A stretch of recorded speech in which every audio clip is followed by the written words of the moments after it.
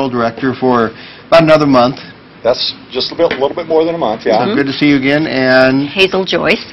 I'm a volunteer at the shelter. How long have you been a volunteer, Hazel? Just about a year. All right. Just you enjoying it? Oh, I love it. I love these animals. The dogs are just great. You know, this is pretty good for a dog to sit on a table that's slippery. And most dogs, they're very uncomfortable. And this, what's this dog's name? Her name is Cowie. Cowie? Cowie. I think maybe somebody thought that she was going to be a cattle dog. But anyway, Cowie had severe heartworm disease when she came in.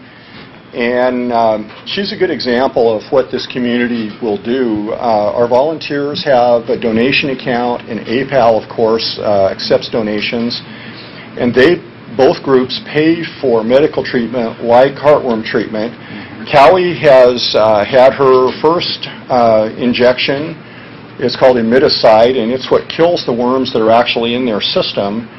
And she's doing very well. It's a very dangerous treatment for dogs that have a high infestation, because those worms will actually decompose in their system and can float through the bloodstream and cause embolisms. But Cowie has been on prednisone to help with her recovery, and she's doing well. She'll be adoptable in a couple more weeks. And she looks very healthy right now. Her weight is about where it should be, it looks like. It is. And when she came in, she didn't look this good. Her hair coat didn't look good.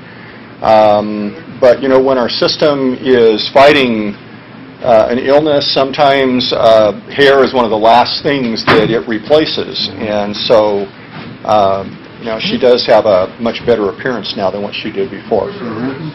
And as far as Cowie, when would she be adoptable then, a couple weeks down the road? Yeah, in a couple weeks she will be adoptable.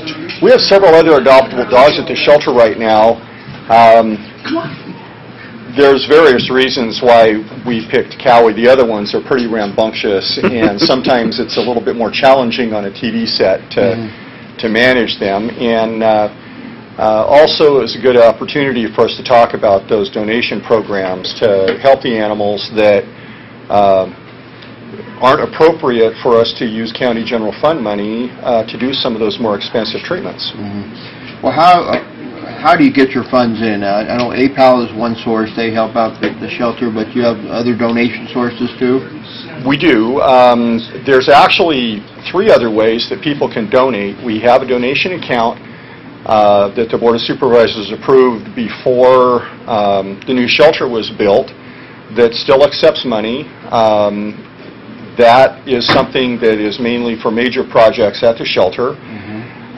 Then there's our volunteers keep an account, or keep a cash donations, and they are not a 501c3, but there are many people who trust them to spend the money on the animals, and they do.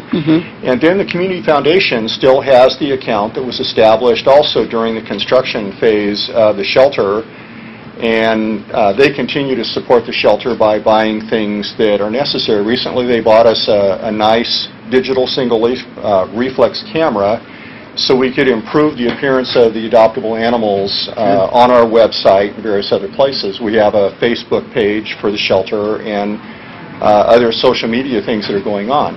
Hazel is on a committee, they call it the Promotions Committee.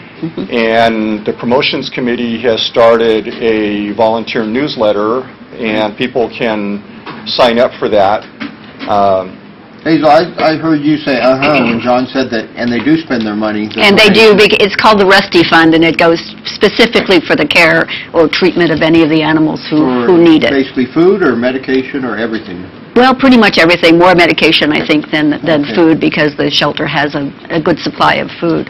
But speaking of food, we've designated June as a food donation month. Now, we can't, the dogs at the shelter are all given Science Diet, but people can donate food for other dogs at the food bank, at the Interfaith Food Bank, so we would encourage that. Why don't we give the hours of the shelter again? The shelter is open Tuesday through Saturday, 10 a.m. to 1 p.m. and 2 p.m. to 4:30. Make it easier. Staff has to have a lunch, and we don't have enough staff to rotate at lunchtime, so from 1 to 2 we're closed for lunch. So basically from 10 to 4:30 with an hour off for lunch from 1 to 2. And the days they're closed are Sunday and Monday. Sunday and Monday. So, and even on those days they're closed, but with your staff, they're out doing a lot of work in the shelter and out of the shelter. Absolutely, yeah. We run a 7-day-a-week operation.